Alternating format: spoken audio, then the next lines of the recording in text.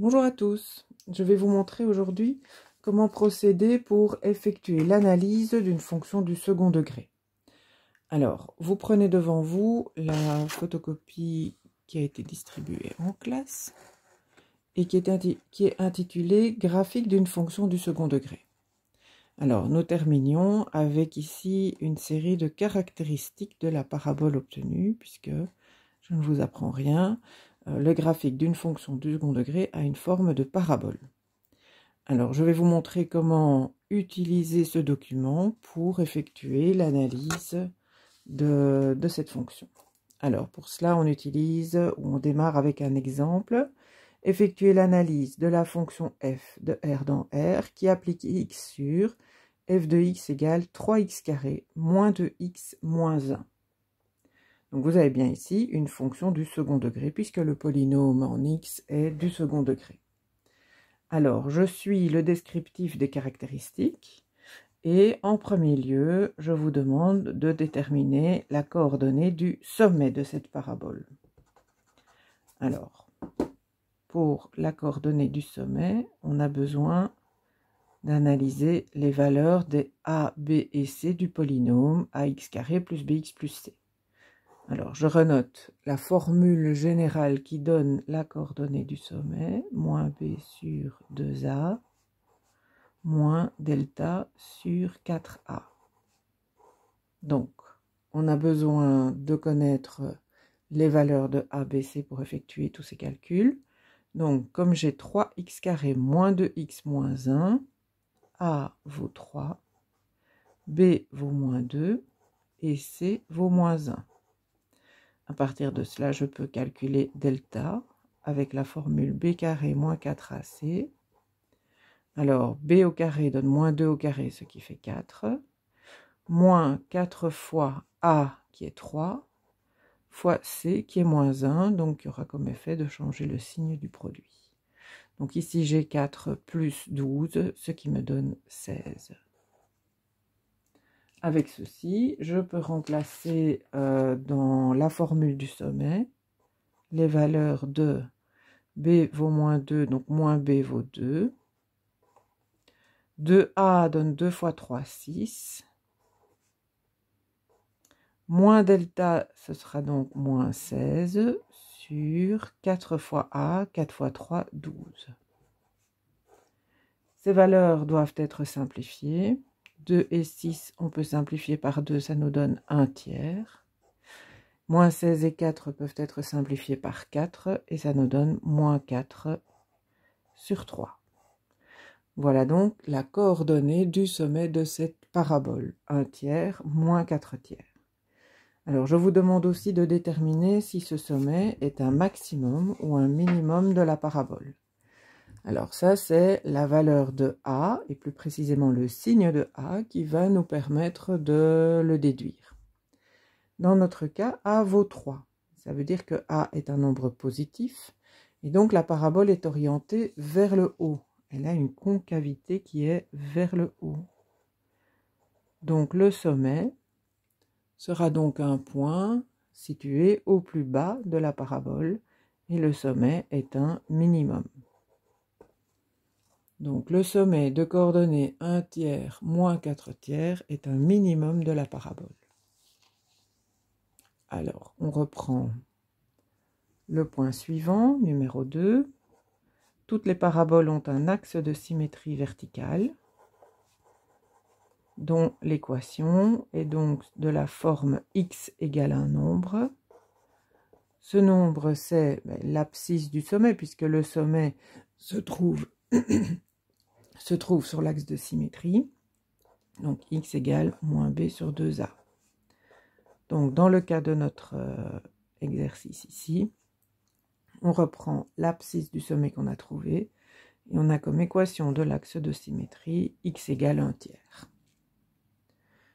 Ensuite, on examine les intersections entre la parabole, la fonction, le graphique de la fonction, et les axes de coordonnées, l'axe x et l'axe y. Alors, j'appelle P la parabole concernée, et je cherche tout d'abord l'intersection avec l'axe y. Alors, sur l'axe y, je sais que l'abscisse des points situés sur l'axe y vaut 0. Donc, le x vaut 0. La variable x vaut 0. Donc, je reprends l'équation de f de x et je remplace x par 0. 3 fois 0, 0, moins 2 fois 0, 0, et il reste moins 1. Donc, lorsque x vaut 0, f de x vaut moins 1. Ça signifie que le graphique de la fonction va couper l'axe y au point de coordonnées 0, moins 1. Donc, vous reprenez la valeur de c, le terme indépendant de f de x, comme ordonnée du point d'abscisse 0. Cela vous donne la coordonnée du point d'intersection entre la parabole et l'axe y. Ensuite, on examine l'intersection entre la parabole et l'axe x. Et pour cela, on doit résoudre l'équation f de x égale 0. Donc, 3x carré moins 2x moins 1 égale 0. Pour résoudre cette équation, on utilise delta, que nous avons déjà calculé. Donc, on peut réutiliser le résultat obtenu. Delta vaut 16, il est positif. Cela signifie que l'équation ici a deux solutions. Données par, les formules sont rappelées sur la photocopie de théorie. Moins b plus ou moins racine carrée de delta sur 2a. Alors, b vaut moins 2, moins b c'est 2. Plus ou moins racine carrée de delta. Delta vaut 16, donc la racine carrée de delta c'est 4. Sur 2a, a vaut 3, 2 fois 3, 6. Ce qui nous donne deux solutions. 2 plus 4, 6. 6 sur 6, 1 pour la première. Et pour la deuxième, 2 moins 4, moins 2 sur 6. Moins 2 sur 6, ça fait moins 1 tiers. J'ai donc deux nombres qui correspondent à l'abscisse des points d'intersection entre la parabole et l'axe x. Ce sont les nombres qu'on appelle les racines de cette fonction. Donc, je note sous forme de coordonnées de points l'intersection entre la parabole et l'axe x. Donc, pour le premier, j'aurai x qui vaut 1 et y vaut 0. Et pour le suivant, moins 1 tiers et 0. Alors, je rappelle que l'opération d'intersection qui est notée ici est une opération entre deux ensembles. La parabole, c'est l'ensemble des points du plan qui vérifie l'équation de f, donnée par f, donc dont l'abscisse est x et l'ordonnée est f de x. Y, c'est une droite, c'est la droite verticale des coordonnées. Donc on fait une intersection entre deux ensembles et donc on doit obtenir, ou on doit noter la réponse sous forme d'un ensemble qui contient un élément, le point de coordonnées 0, moins 1. Alors pour l'intersection entre la parabole et l'axe x, on obtient un ensemble comprenant deux éléments, les points de coordonnées 1, 0 et moins 1 tiers 0. Voilà, donc ici, on a terminé la partie analytique, la partie calcul en application avec les formules. On peut passer au graphique de la fonction. Alors, pour établir le graphique de la fonction, il faut d'abord placer les axes de coordonnées de manière judicieuse. Alors, il faut savoir que le sommet étant un minimum, la coordonnée du sommet va nous donner la valeur la plus basse pour y, pour f de x. Et cette valeur est de moins 4 tiers. Donc il n'est pas nécessaire de graduer l'axe y jusqu'à des valeurs de moins 5, moins 6, puisque le point le plus bas de la parabole aura comme ordonnée moins 4 tiers. Par contre, comme a vaut 3, nous avons vu que lorsque le coefficient a vaut 3, la parabole est assez resserrée par rapport à la parabole y égale x carré. Donc c'est une parabole qui va être assez verticale. Il faudrait quand même des valeurs assez importantes du côté des y positifs. Donc, je vais graduer, voici un axe y entre 8 et moins 2 pour être sûr. Donc ici, je vais noter la valeur 8, je descends 7, 6, 5, 4, 3, 2, 1. Ici, j'aurai l'axe x.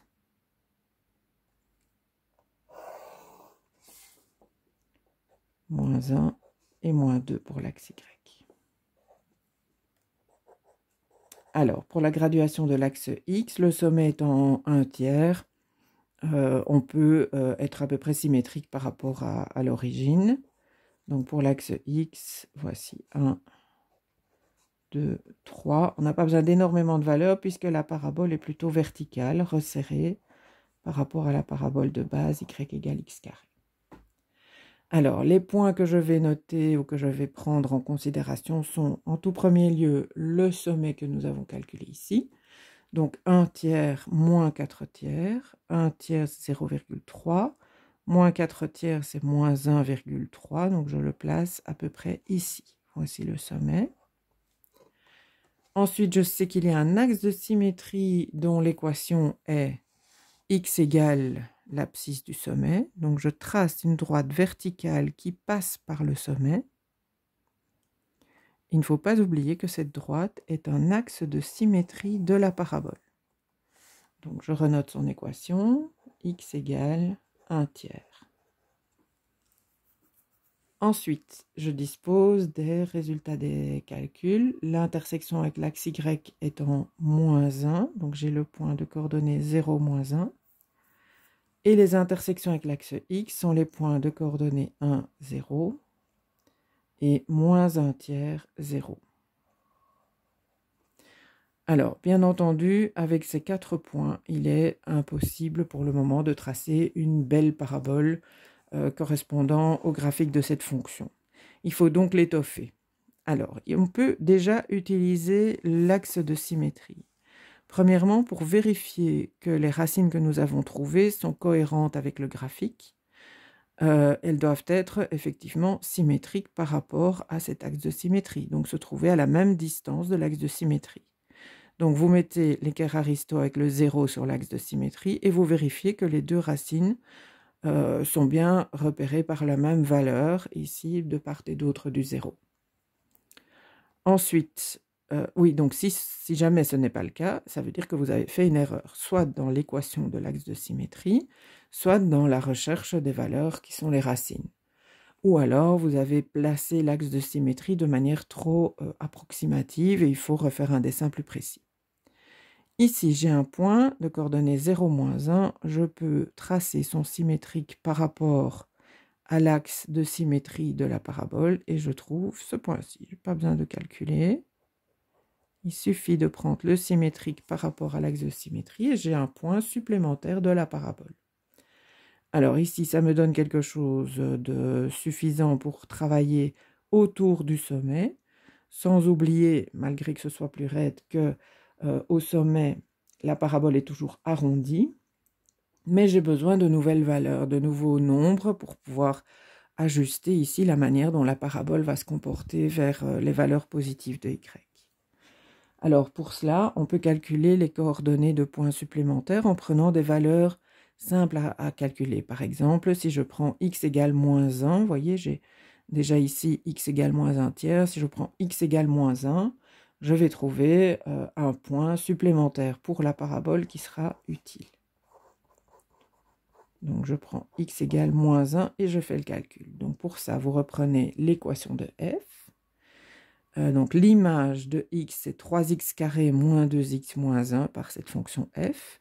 Donc lorsque je prends x égale moins 1, je remplace x par moins 1 dans l'expression et je fais le calcul. Donc moins 1 au carré, ça donne 1. 3 fois 1, 3. Moins 2 fois moins 1, ça donne plus 2. 3 plus 2 donne 5. Et je fais encore le moins 1 derrière. 5 moins 1 donne 4. Donc, l'image de moins 1 par la fonction f est 4, ce qui me donne un point supplémentaire, le point de coordonnées moins 1, 4. Et de nouveau, je peux tracer, sans faire le calcul nécessairement, le symétrique de ce point par rapport à l'axe de symétrie de la parabole. Je reporte la coordonnée que je lis ici de l'autre côté.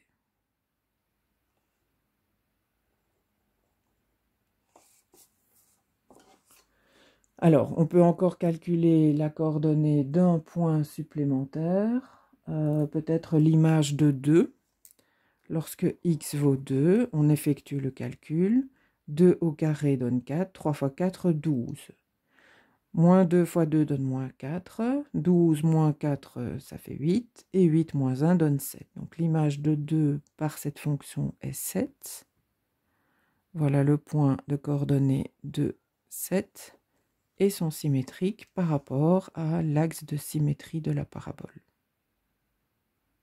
Donc je mets le 0 sur l'axe de symétrie et je reporte la graduation que j'observe à droite pour ce point, je la reporte à gauche.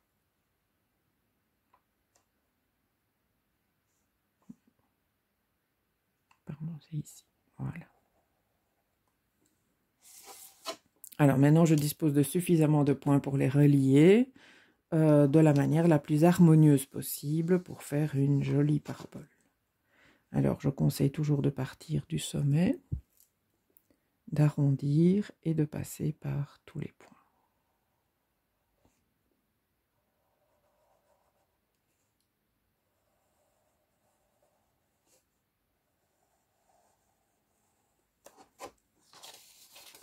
De l'autre côté.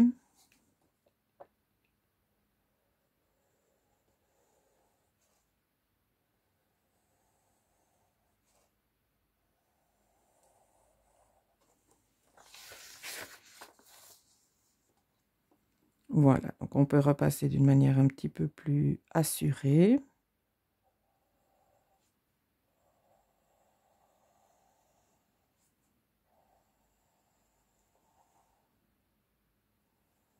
Oui, tâchez de faire mieux. Voilà, grosso modo, l'allure de cette parabole.